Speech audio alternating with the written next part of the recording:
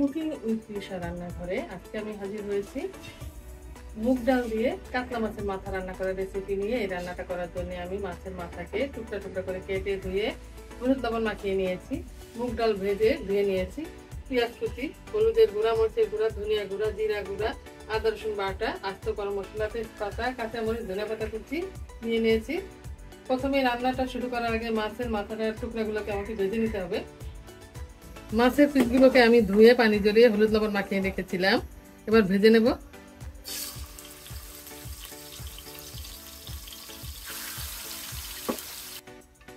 তেল গরম হয়ে গেছে, এবার আমি মাছের মাথা ভেজে নেব।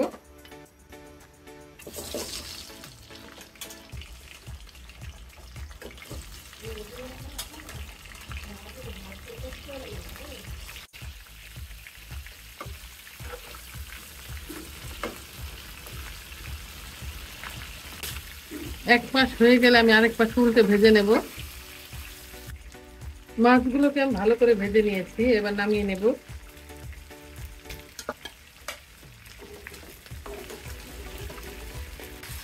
আর মাছের মাথাটাকে আরেকটু বেশি করে ভেজে নেব। মাছ ভাজা হয়ে গেছে, এবার আমি মাছগুলোকে নামিয়ে নেব। মাছ ভাজার তেলে আমি বাকি রান্নাটা করব। এখানে আমি কিছু গরম মশলা আছে, এক টুকরা দারচিনি, 5-6টা এলাচ আর 2টা তেজপাতা দিয়ে দিলাম। 1 কাপের মতো পেঁয়াজ কুচি দিয়ে দিব।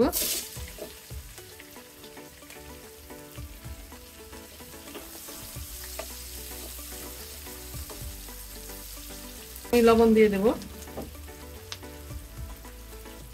পেঁয়াজগুলোকে আমি কিছুক্ষণ ভেজে নেব।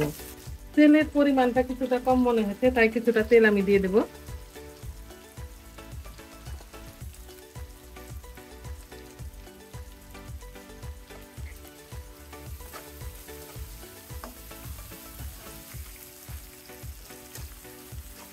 পেঁয়াজগুলোকে আমি 2 মিনিটের মতো ভেজে নিয়েছি।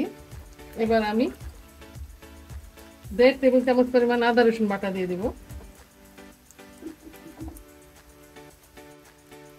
এখানে 1 টেবিল চামচ ধনিয়া গুঁড়া, 1 টেবিল চামচ মরিচের গুঁড়া আর 1 চা চামচ হলুদের গুঁড়া আছে দিয়ে দেব।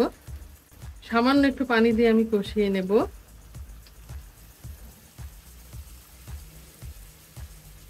এখানে 1 টেবিল চামচের মতো জিরা গুঁড়া আছে, এটা দিয়ে দিব। মশলা ভালো করে কষিয়ে নেব। মশলা কষানো হয়ে গিয়েছে, আমি চুলার আঁচটা মিডিয়ামে রেখে 2 মিনিটের মতো মশলা কষিয়ে নিয়েছি। মশলা তেল ছেড়ে দিয়েছে।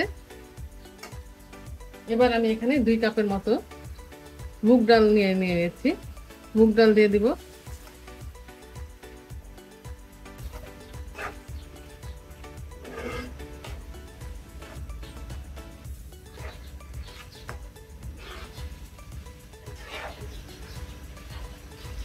এক মিনিটের মতো কষিয়ে নেব।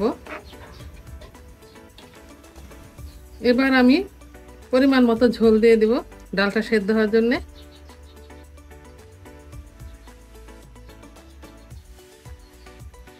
সাথে মাছের মাথাটাও দিয়ে দিব। ডাল আর মাছের মাথা একসাথে সেদ্ধ হয়ে যাবে।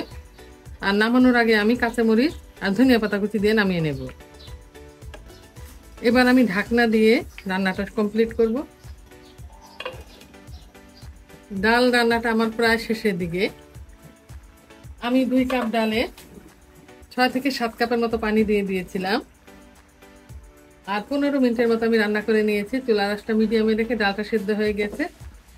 এবার আমি কিছুটা ধনিয়া পাতা কুচি আর কাঁচামরিচ দিয়ে দিব। 2-3টা ফালি করে দিয়েছি, বাকিগুলো আস্ত দিয়েছি। ডালটা গলে যায়নি, কিন্তু ডালটা সেদ্ধ হয়ে গিয়েছে। এবার আমি চুলার আঁচটা বন্ধ করে দেব। রান্নাটা পুরোপুরি কমপ্লিট।